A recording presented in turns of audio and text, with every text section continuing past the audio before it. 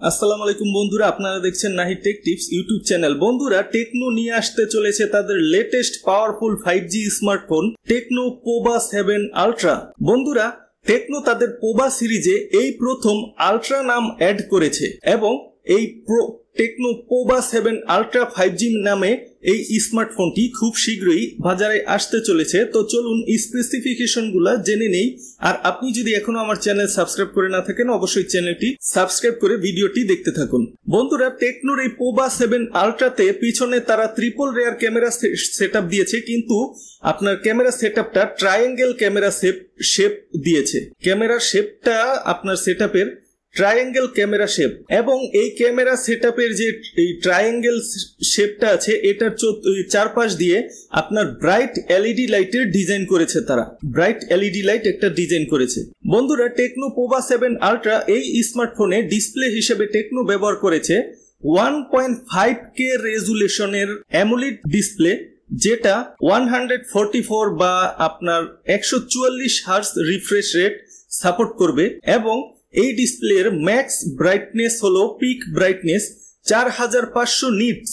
অনেকটাই ব্রাইটনেস বন্ধুরা, 4500 নিট অনেক ব্রাইটনেস, ব্রাইট একটি ডিসপ্লে, যেটা আপনার আউটডোরে ব্যবহার করতে গেলেও সরাসরি সূর্যের আলোতেও আপনি ভালোভাবে ডিসপ্লেটা ব্যবহার করতে পারবেন। স্মার্টফোনটা আপনার কোনো সমস্যা হবে না। এবং এই ডিসপ্লেটির সাইজ হলো 6.78 ইঞ্চি। এবং এই techno Pova 7 ultra smartphone 5G স্মার্টফোনে প্রসেসর হিসেবে টেকনো ব্যবহার করেছে MediaTek Dimensity 8350 powerful 5G processor.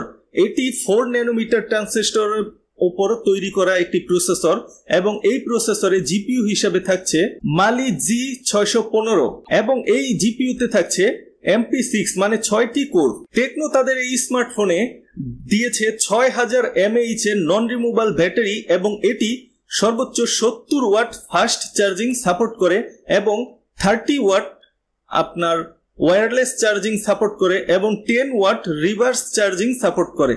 মানে এই স্মার্টফোন দিয়ে 10 ওয়াট রিভার্স চার্জিং আপনি করতে পারবেন, মানে এক ফোনের থেকে আরেক ফোনে আপনার চার্জ হস্তান্তর বা চার্জ ইমার্জেন্সিতে চার্জ দেওয়ার কাজ আপনি করতে পারবেন ডাটা কেবলের মাধ্যমে। টেকনো জানিয়েছে তাদের এই স্মার্টফোনে 12 লেয়ার হাইপার কুলিং সিস্টেম তারা ব্যবহার করেছে, যেন এক্সট্রিম গেমিং এর ক্ষেত্রেও আপনার ফোনটা খুব ঠান্ডা থাকে, হিটিং ইস্যু না হয়। বন্ধুরা, ফোনে কিন্তু হিটিং ইস্যু হলে গেমের পারফরমেন্সটা কমে যায়, আপনার ফোনের ব্যাটারি আপনার তাড়াতাড়ি ক্ষয় হতে থাকে, নানান সমস্যা হয়। আর যদি ফোনটা ঠান্ডা থাকে তাহলে আপনি ভালো পারফরমেন্স পাবেন। তাছাড়া টেকনো তাদের এই স্মার্টফোনে কয়েকটা ধাপে এআই টেকনোলজি তারা অ্যাড করেছে, এআই স্টুডিও অ্যাড করেছে, যেগুলো ব্যবহার করলে এই টেকনো স্মার্টফোনের ব্যবহারকারীরা একটা অন্যরকম অভিজ্ঞতা পাবে।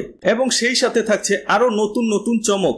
ফোনটা যখন মার্কেটে রিলিজ হবে তখন আপনারা আরো ডিটেলস ফুল ভাবে জানতে পারবেন কি কি দিয়েছে এটাতে। তো বন্ধুরা, সেই পর্যন্ত ভালো থাকবেন, আমার চ্যানেল সাবস্ক্রাইব করে আমার চ্যানেলের পাশেই থাকবেন। ধন্যবাদ।